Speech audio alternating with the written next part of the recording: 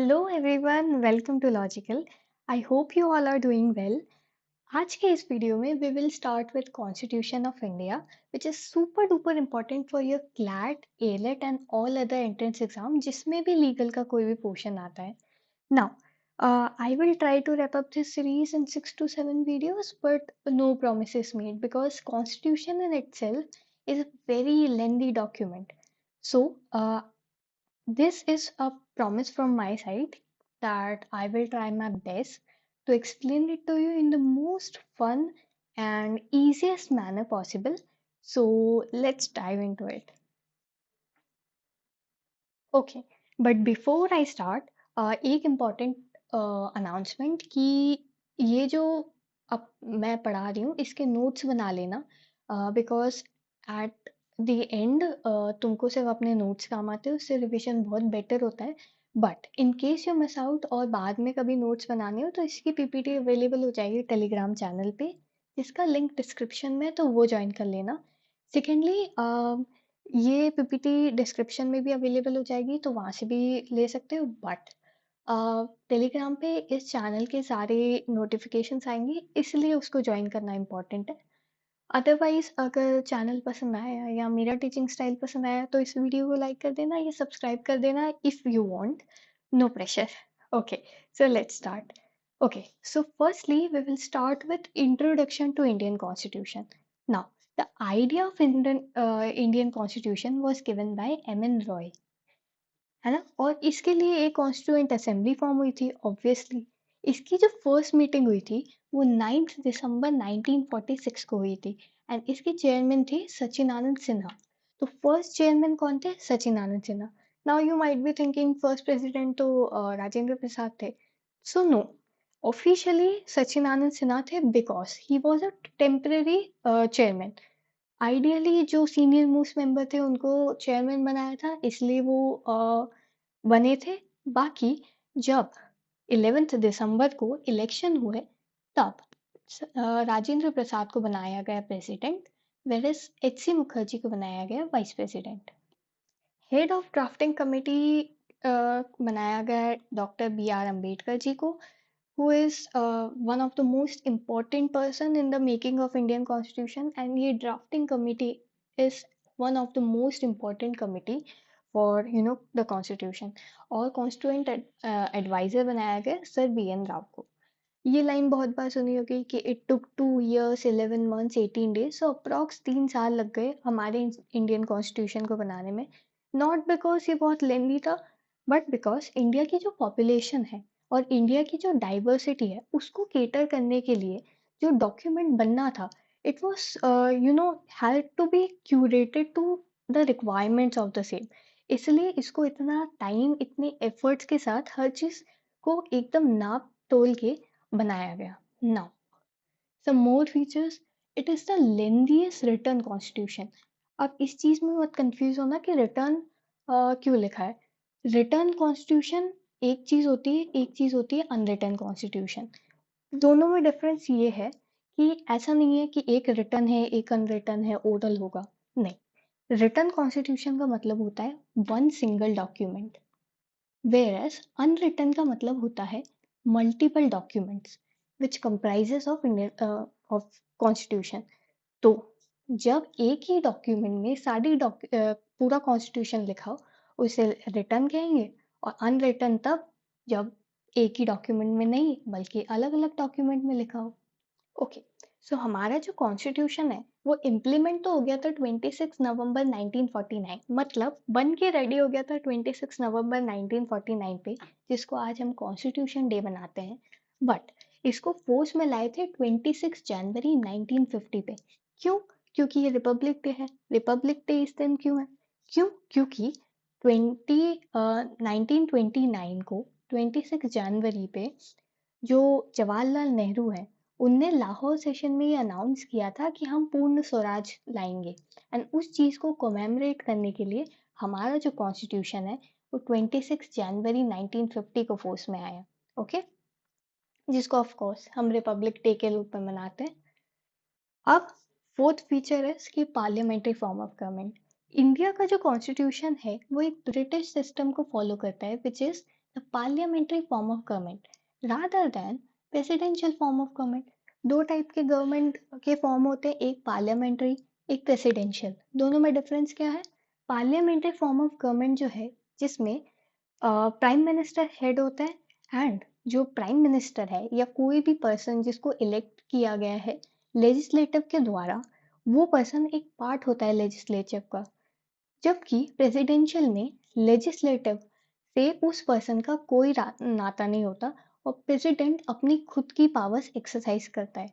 Okay, now blend of rigidity and flexibility. India का जो constitution है वो एक यूनिक ब्लेंड है रिजिडिटी एंड फ्लेक्सिबिलिटी का। इसका क्या मतलब है कि देखो, जो कॉन्स्टिट्यूशन है वो अमेंड हो सकता है, मतलब उसमें चेंजेस ला सकते हैं, ये तो पता होगा ना। जब ऐसा हो कि it's very difficult to make changes into constitution, उसको रिजिडिटी कहते हैं। जैसे कि यूएस का कॉन्स्टिट्यूशन, उसमें इतना रिजिड है कोई भी चेंज लाना कि it is considered one of the most rigid constitution of the world. जबकि फ्लेक्सिबिलिटी मतलब कि it's easier to change into constitution. हमको ऐसा ब्लेंड लाना था कि ना तो वो टू रिजिड हो, ना तो वो टू फ्लेक्सिबल हो। देखो, अगर टू रिजिड हुआ तो वो सोसाइटी की नीड्स को केटर नहीं कर पाएगा, बट अगर टू फ्लेक्सिबल हो गया तो कोई भी उसे चेंज कर देगा, तो उसका जो सिग्निफिकेंस है वो हैम्पर हो जाएगा। उसकी वजह से it's a blend of rigidity and flexibility. Okay, sixth feature is कि federation with strong centre. India का जो कॉन्स्टिट्यूशन है ना, वो एज पर द कॉन्स्टिट्यूशन एक फेडरल है, but it has also some features from unitary. मतलब फेडरल मतलब कि जो पावर्स हैं वो स्टेट के पास ज्यादा है, वेयर एज यूनिटरी मतलब सारी पावर जो है वो यूनिट या फिर यूनियन के पास है। बट इंडिया में जो पावर है वो स्टेट के पास तो है ही, बट ज्यादा पावर, जो मोर पावरफुल है, वो हमारा सेंटर है। इसी वजह से हमारे जो कॉन्स्टिट्यूशन है उसको क्वाज़ी फेडरल भी कहा है बाय केसी वेयर। ओके, सो हमारा जो कॉन्स्टिट्यूशन है वो फेडरेशन विद यूनिटरी बायसनेस है। मतलब फेडरेशन भी है, बट यूनिटरी की तरफ वो थोड़ा बायस्ड है, मतलब सेंटर के पास ज़्यादा पावर है। It is a good thing, मतलब दोनों के पास पावर हो गई, स्टेट के पास भी हो गई, लेकिन स्टेट अपना कुछ ज़्यादा ना कर ले, इसलिए यूनिट के पास ज़्यादा पावर हो गई। नाउ एडल्ट सफरेज, हमारे यहाँ वोटिंग एज है 18 साल, एंड पहले ये 21 ईयर्स थी, बट 61st कॉन्स्टिट्यूशन के बाद जो 1988 में हुआ था उसको चेंज करके 18 ईयर्स कर दिया। ठीक है। हाँ, और एक और चीज कि it's not restricted with any gender religion, of course you know that. ठीक है। नाउ जो हमारी जुडिशरी है वो इंडिपेंडेंट है, मतलब it's not answerable to executive और लेजिस्लेटिव। ठीक है, तो वो अपना सेपरेट फंक्शन परफॉर्म करती है, which is a feature of democracy. जहाँ जहाँ डेमोक्रेसी है वहाँ पे जुडिशरी जो है वो इंडिपेंडेंट ही है। ठीक है। India is secular. सेक्युलर का मतलब क्या होता है कि जो गवर्नमेंट है कोई भी एक रिलीजन को अपहोल्ड नहीं कर सकती और उसका साइड नहीं ले सकती। अपलिफ्ट कर सकती है for the betterment of that religion, but उसका पार्ट नहीं बन सकती। ठीक है। सो जैसे एक गवर्नमेंट है वो एक्स रिलीजन को ही सपोर्ट नहीं कर सकती just because it believe so. ठीक है। एंड ये ओरिजिनली वैसे कॉन्स्टिट्यूशन में नहीं था, ये 42nd कॉन्स्टिट्यूशन अमेंडमेंट से ऐड हुआ था, जिसको मिनी कॉन्स्टिट्यूशन भी कहते हैं। क्यों कहते हैं ये हम आगे पढ़ेंगे, बिकॉज ये बहुत बार आएगा, एंड वो मैं तुम्हें तब समझा दूंगी। एनीवेज, आगे सिंगल सिटीजनशिप, ये ध्यान रखना कि इंडिया जो है वो सिंगल सिटीजनशिप के कॉन्सेप्ट में बिलीव करता है। मतलब कि इंडिया की एक सिंगल सिटीजनशिप है। जैसे अगर इंडिया की सिटीजनशिप है, उसने किसी इंसान ने लेट्स से यूएस की सिटीजनशिप ले ली, तो उसकी जो इंडिया की सिटीजनशिप है ना वो कैंसिल हो जाएगी, टर्मिनेट हो जाएगी। उसी को सिंगल सिटीजनशिप का कॉन्सेप्ट कहते हैं। ठीक है। एक और चीज़ कि यूएस में एक और चीज़ एग्जिस्ट करती है जहाँ पे एक सेंटर की अलग सिटीजनशिप है, वेयर स्टेट की अलग है। बट इंडिया में वैसा कॉन्सेप्ट नहीं है, इंडिया में सिर्फ एक ही सिटीजनशिप अप्लाई करती है, which is Indian citizenship. Separation of power, separation ये वैसे थोड़ी बच्चों वाली चीज़ है क्योंकि ये पढ़ा ही होगा। Power is separated between legislative, executive and judiciary, और वो सब अपना अपना फंक्शन परफॉर्म करते हैं। ये चीज़ हो गई। और ये सारे फीचर्स थे जो मेनली एग्जाम में ऐसे पूछेंगे नहीं, बट ये पता होने चाहिए क्योंकि ये इंट्रोडक्शन है कॉन्स्टिट्यूशन को लेके। Now one of the most important चीज which is the sources of Indian constitution, क्योंकि ये अगर ओलेट्स की तैयारी कर रहे हो या एलेट की तैयारी कर रहे हो तो उसमें वो डायरेक्टली पूछ लेते हैं। क्लैट में मे भी उतना रिलेवेंट नहीं है, बट क्लैट का उतना सिलेबस कोई डिफाइन रहा नहीं है, सो पढ़ लेना इम्पोर्टेंट है। आ भी सकता है। ठीक है। इंडिया का जो कॉन्स्टिट्यूशन है वो बहुत अलग अलग प्रोविजन उसके बाकी के कॉन्स्टिट्यूशन से लिए गए हैं। क्यों? क्योंकि लेट्स से कि फंडामेंटल राइट यूएसए में था, तो हमको लगा कि हमारी कंट्री में भी होना चाहिए, तो हमने बोरो कर लिया।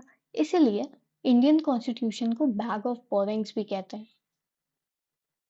बट इट डजंट मीन कि हमने सारी चीजें कॉपी पेस्ट किए। नहीं, कॉपी पेस्ट नहीं किए, हमारे हिसाब से, हमारे यूज के हिसाब से हमने वो चीज इम्प्लीमेंट की है। ओके। नाउ कौन कौन सी जगह से लिया है?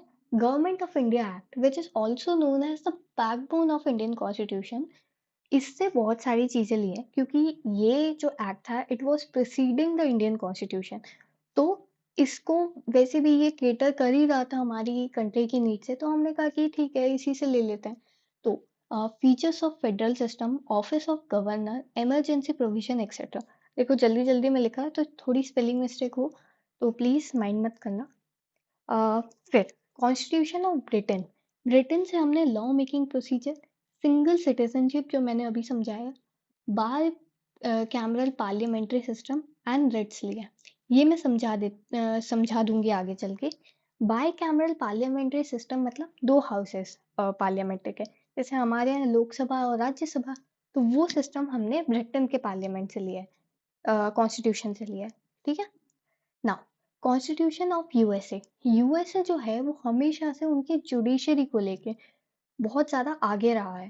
तो उस उससे हमने लिया है independence of judiciary, judicial review मतलब review of their own judicial you know cases वो करा सकते हैं, वो हमने यूएसए से लिया है। Fundamental rights, removal of supreme court and high court जजेस, preamble, functions of president and vice president, ये सब आगे जाके पढ़ेंगे, बट ये हमने लिया यूएसए से। ये चीज याद कर लेना। ये वैसे उतना मुश्किल नहीं याद करना, बट इम्पॉर्टेंट है। नाउ ऑस्ट्रेलिया से हमने लिया है concurrent list, trade and commerce के प्रोविजन। कॉन्करेंट लिस्ट क्या होती है? शेड्यूल 7 में तीन लिस्ट दी हुई है, union list, state list and concurrent list, जो आगे जाके पढ़ेंगे। वहाँ उसमें जो कॉन्करेंट लिस्ट है जो कि लॉ बना सकता है बोथ स्टेट एंड यूनियन, वो वाली जो लिस्ट है वो है हमने ली है ऑस्ट्रेलिया के कॉन्स्टिट्यूशन से। Constitution of Canada, federation with strong centre, जो अभी हमने पढ़ा क्वासी फेडरल, वो हमने कनाडा से लिया है। एंड सुप्रीम कोर्ट का एडवाइजरी जुरिस्डिक्शन, मतलब सुप्रीम कोर्ट की एडवाइस करने की जो पावर है कि वो पार्लियामेंट को एडवाइस कर सकता है, प्रेसिडेंट को एडवाइस कर सकता है, वो हमने कनाडा से लिया है। Constitution of Ireland, DPSP which directive principle of state policy, क्या है आगे जाके पढ़ेंगे। Method of presidential election and nomination of members of Rajya Sabha, तो कुछ मेंबर जो राज्यसभा में नॉमिनेट होते हैं ना बाय प्रेसिडेंट, वो चीज, प्रेसिडेंट के इलेक्शन, वो हमने आयरलैंड से लिए। वेमार कॉन्स्टिट्यूशन ऑफ जर्मनी, उससे हमने लिया है provision related to suspension of fundamental rights during emergency.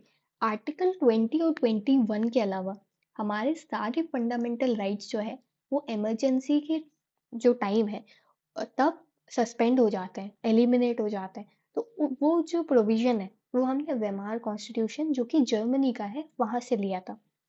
Constitution of south Africa, amendment with two third majority, जो कॉन्स्टिट्यूशन में अमेंडमेंट होता है ना जिसमें टू थर्ड मेजोरिटी की रिक्वायरमेंट है, वो हमने साउथ अफ्रीका से लिया है। And election of Rajya Sabha members with proportional representation, वो भी हमने साउथ अफ्रीका से लिया है। कॉन्स्टिट्यूशन ऑफ फ्रांस से हमने लिया है Republican system, principle of fraternity, equality and liberty, जो कि फ्रेंच रिवॉल्यूशन में भी होगा अगर तुम्हें याद हो तो वो चीज़ भी हमने कॉन्स्टिट्यूशन ऑफ फ्रांस से लिया है। एक और चीज़ कॉन्स्टिट्यूशन ऑफ यूएसएसआर, उससे हमने फंडामेंटल ड्यूटीज ली हैं and ideas of justice in preamble. Ideas of justice in preamble and preamble ये दोनों अलग अलग चीज़ है, तो ये याद रखना specially for the student who are preparing for MHCT. तो अगर प्रियम्बल पूछे तो यूएसए लिखना, अगर आइडियाज ऑफ प्रियम्बल पूछे तो यूएसएसआर लिखना। ठीक है, ऐसे एक बार कमेंट कर देना कि ये स्लाइड्स कैसी लग रही है, बहुत मेहनत के साथ बनाई है। ओके, जो चीज़ मैंने तुम्हें पहले ही बताई कि रिटन कॉन्स्टिट्यूशन एंड अनरिटन क्या होता है, not a single document but many documents, example UK and everything written in a single document India and US. ठीक है, स्ट्रक्चर ऑफ कॉन्स्टिट्यूशन ये बहुत इंपॉर्टेंट है क्योंकि यहाँ से core of the constitution start होता है।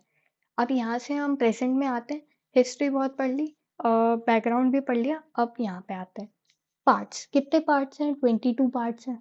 कितने आर्टिकल्स थे? 395। कितने शेड्यूल है? 12। अब मैंने थोड़ा पास्ट प्रेजेंट गलत कर दिया, पहले 22 पार्ट्स थे, अब 25 पार्ट्स हैं। नाउ जो आर्टिकल्स हैं, हाँ, जो आर्टिकल्स हैं वो पहले 395 थे, अब हो गए 448। और शेड्यूल अब 12 है, लेकिन पहले कितने थे? 8। वही कह रही हूँ कि थोड़ी पास्ट प्रेजेंट की गलती हो गई है, but don't mind it. Okay, हाँ, तो पहले 22 पार्ट्स थे, अब 25 हैं। पहले 395 आर्टिकल्स थे, अब 448 है। पहले 8 शेड्यूल थे, अब 12 हैं। पार्ट्स क्या होते हैं? Parts like chapters of constitution, मतलब कि चैप्टर 1 है which is the part 1 of constitution, जिसमें यूनियन इट्स टेरिटरीज, सेकंड में है सिटीजनशिप, थर्ड में फंडामेंटल राइट। तो वो पार्ट्स में जिसमें एक इंडिविजुअल आर्टिकल्स आते हैं। ठीक है, और शेड्यूल क्या है? Schedules are the list of constitution, मतलब वो हमने लास्ट में डाल दी कि जैसे स्टेट्स के नाम, लैंग्वेजेस के नाम, तो वो अलग से जो हमने उसको एक पार्ट बना दिया है विच इज शेड्यूल। ठीक है ना, शेड्यूल से स्टार्ट करते हैं क्योंकि ये थोड़ा इजी पड़ता है। टीयर्स ऑफ ओल्ड पीएम ये क्या है? ये एक निमोनिक है, इससे अच्छे से याद हो जाएगा। तो टीयर्स मतलब टी से टेरिटरीज, मतलब इसमें टेरिटरीज के नाम दिए हुए इन शेड्यूल 1। शेड्यूल 2 में है इमोल्यूमेंट्स। इमोल्यूमेंट्स मतलब सैलरीज, तो जैसे प्रेसिडेंट की सैलरी है, प्राइम मिनिस्टर की सैलरी है, वो जो है वो हमने शेड्यूल 2 में दिया हुआ है। ठीक है, फिर शेड्यूल 3 में दिया हुआ है अफर्मेशंस एंड ओथ। अफर्मेशन और oath one and the same होता है, ओथ जो लेते हैं, जैसे प्राइम मिनिस्टर ने ओथ ली, तो वो सारी जो है वो शेड्यूल 3 में है। शेड्यूल 4 में है allocation of seats in Rajya Sabha. Rajya Sabha में जो सीट्स हैं वो स्टेट के बेसिस पे डिटरमाइन होती है, तो उसकी जो लिस्ट है वो शेड्यूल 4 में दी गई है। एंड शेड्यूल एरियाज जो कि शेड्यूल 5 में आता है, these are the backward area जिनको मे बी गवर्नमेंट की रिक्वायरमेंट ज़्यादा है, उनको हमने शेड्यूल 5 में लिखा हुआ है। There are some more other schedule areas जो हैं आसाम, त्रिपुरा, मेघालय एंड मिजोरम, उनकी हमने अलग कैटेगरी बनाई है because they are the most who need the requirement of government to interfere in their businesses. ठीक है, मतलब not interfere in the sense but to help them out, to make them accommodating to the needs of the society। ठीक है, now federal provision, जैसे अभी list बताई थी, union list जिसमें 100 आइटम्स है, स्टेट लिस्ट जिसमें 61 है। लिस्ट क्या होती है? मतलब कि इन 100 आइटम्स पे सिर्फ यूनियन लॉ बना सकता है, इन 61 आइटम्स पे सिर्फ स्टेट, और कॉन्करेंट लिस्ट में दोनों बना सकते हैं, तो उसमें 52 आइटम्स है। शेड्यूल 8 में है ऑफिशियल लैंग्वेजेस, हमारे यहाँ अभी 22 ऑफिशियल लैंग्वेजेस है, और उसकी लिस्ट जो है वो शेड्यूल 8 में है। लैंड रिफॉर्म जो कि फर्स्ट कॉन्स्टिट्यूशन अमेंडमेंट से आया था, उसकी लिस्ट हमने शेड्यूल 9 में लिख रखी है जो कि 1951 में ऐड हुआ था। एंड 10th शेड्यूल जो कि 52nd कॉन्स्टिट्यूशन अमेंडमेंट से ऐड हुआ था इन 1985, उसकी लिस्ट हमने मतलब उसको हमने 10th शेड्यूल में डाल रखा है। What is anti defection? मतलब जैसे किसी पार्टी का कोई इंसान ए पार्टी से सिलेक्ट हुआ, उसने इलेक्ट होने के बाद अपनी पार्टी बदल ली। Now this will be a type of fraud जो तुम्हारे साथ हुआ है, क्योंकि मे बी तुमने उस इंसान के बेसिस पे वोट दे दिया, लेकिन उसने पार्टी चेंज कर ली, तो मे बी उसका प्रिंसिपल चेंज हो गया, क्योंकि मे बी किसी और पार्टी की कुछ और आइडियोलॉजी थी, दूसरी पार्टी की कुछ और आइडियोलॉजी थी। तो उस चीज़ को डिफेंड करने के लिए एंटी डिफेक्शन ऐड हुआ था इन 10th शेड्यूल। ठीक है, 11th शेड्यूल में पंचायत दिया हुआ है, एंड 12th शेड्यूल में municipality. 73rd and 24th constitutional amendment, both in 1992। Now parts of constitution वैसे ये कोई पूछता नहीं है, but then I was also preparing, ये फाइंड करना थोड़ा सा मुश्किल था, तो इसलिए इसके लिस्ट एक ऐसी बना दी है। एटलीस्ट अगर याद नहीं कर रहे हो तो उसको एक बार रीड कर लेना, उससे एक तो मुझे भी अच्छा लगेगा, दूसरी तुम्हारी भी हेल्प हो जाएगी, क्योंकि उससे मैनी जो चीज़ें हैं वो पता लग जाती है। जैसे पार्ट 4 में डीपीएसपी है, फंडामेंटल ड्यूटीज है, fundamental right, citizenship, union it's, ये तो अभी पढ़ा था। तो ये चीज़ें रिमाइंड हो जाती है, तो एक बार इस पे नज़र घुमा लेना। बाकी नेक्स्ट हम आगे के वीडियो में कंटिन्यू करते हैं। Thank you for watching. अगर मेरा पढ़ाया हुआ अच्छा लगे तो यूट्यूब को सब्सक्राइब कर देना, टेलीग्राम चैनल ज्वाइन कर लेना अगर इन दोनों को सब्सक्राइब नहीं भी कर रहे हो तो, क्योंकि टेलीग्राम पे नोटिफिकेशन मिस नहीं होंगी, क्योंकि तुम्हारे लिए वो बेनिफिशियल रहेगा, जिसपे पीपीटीज भी अपलोड हो जाएंगी। और कोई भी कंटेंट हो तो वहाँ पे टाइप कर देना। 2 ग्रुप बना लूंगी, एक चैट्स वाला और एक मेन पब्लिक ग्रुप, तो उसके हिसाब से will cater the needs of you. कुछ भी इम्पोर्टेंट, कुछ भी रिक्वायरमेंट हो तो कमेंट्स कर देना, I will be happy to help you out. And this is all for today. हम अगले वीडियो में मिलते हैं और आर्टिकल से शुरू करेंगे। ठीक है, तब तक के लिए take care, bye bye and see you all, bye.